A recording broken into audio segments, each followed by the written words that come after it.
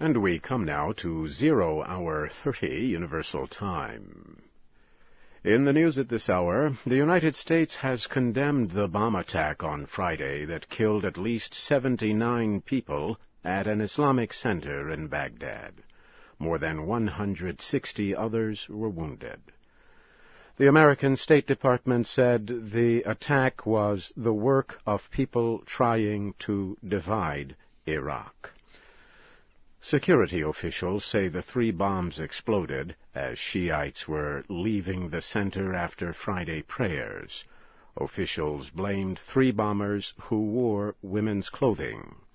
The religious center is tied to the country's main Shiite political party, the Supreme Council for the Islamic Revolution in Iraq.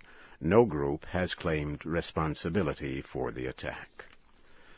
The European Union has suspended aid to the Hamas-led government in the Palestinian Authority because Hamas refuses to reject violence and recognize Israel. A spokeswoman for the European Commission said direct aid has been suspended, but she did not say for how long. She said the decision does not affect humanitarian aid for aid agencies. Palestinian officials say the decision punishes the Palestinian people.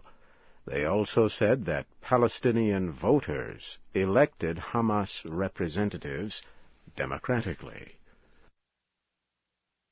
Palestinian officials say an Israeli missile attack in the Gaza Strip has killed a top commander of the Popular Resistance Committee. Iyad Abu al-Ainin and his young daughter were among 6 people killed. The PRC has ties to the Islamic group Hamas. The Israeli army said the missiles hit a vehicle on Friday as it was leaving a training camp in the southern Gaza town of Rafah. Also on Friday, Hamas confirmed a report that it is attempting to extend a truce with Israel. Hamas has honored the truce for the past year. A Bush administration spokesman has defended the reported release of secret information about Iraq by President Bush in 2003. The claim appears in court documents in the trial of a former assistant to Vice President Dick Cheney. Spokesman Scott McClellan told reporters that the president can officially declare secret information no longer secret. Mr. Cheney's former assistant told a court that the vice president gave him permission to give reporters the secret information on Iraq. He also said Mr. Cheney told him President Bush approved. In Nepal, hundreds of students and others who oppose the rule of King Gyanendra have fought with police in Patan, near the capital, Kathmandu. Similar clashes were reported in other cities. 7 main political parties began a 4-day general strike on Thursday. Roads were empty across the country, and there was little traffic in Kathmandu on Friday.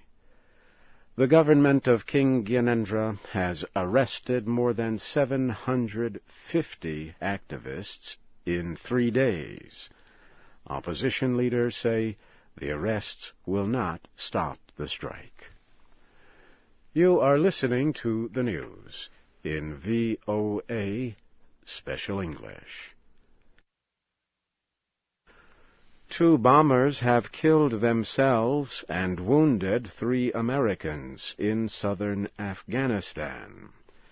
A United States military spokesman said the attack wounded 2 American soldiers and an American civilian worker.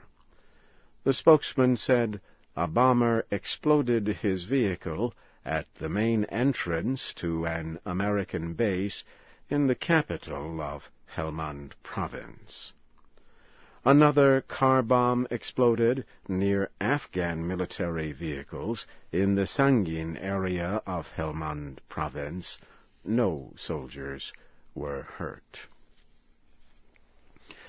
Diplomats say the head of the International Atomic Energy Agency, Mohammad al-Baradei, will visit Iran next week. IAEA officials say the trip comes just weeks before he is to give a report on Iran to the United Nations Security Council. The Security Council has demanded that Iran suspend its enrichment work with the element uranium.